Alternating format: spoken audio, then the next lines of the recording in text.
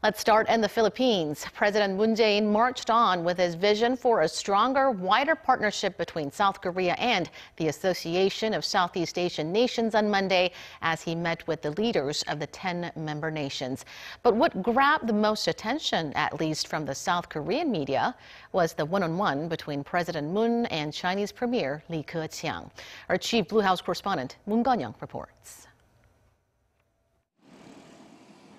This is the Philippines International Convention Center, the venue of the 2017 Southeast Asian Nations Summit and related meetings.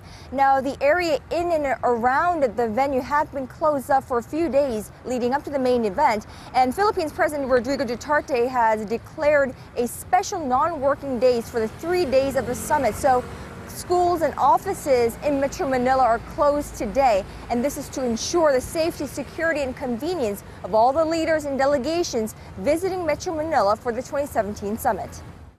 South Korean President Moon Jae-in is one of the 18-plus leaders attending the international summit, one that's of particular importance to a leader who has his eyes fixed on the ASEAN region, determined to bring their relations, diplomatic and economic, to new heights.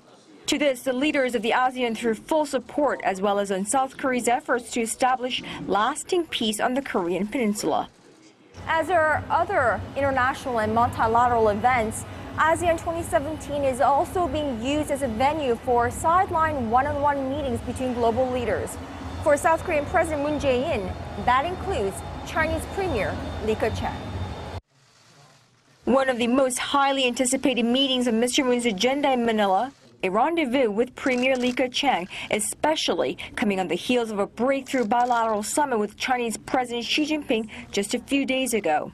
오늘 총리님과의 회담이 지난 1년여 동안 부분적으로 위축되었던 경제, 통상, 문화, 인적 교류 등 제반 분야의 협력을 실질적으로 회복시키고 여타 양국 간 공통 관심사에 대한 협력을 확대하기 위한 방안을 구체적으로 협의하는 귀중한 기회가 되었으면 합니다. The two sides have made great progress in the past while taking care of the sensitive issues step by step. China-South Korea relations are already seeing positive changes. And the Blue House interpretation of the encounter, extremely optimistic.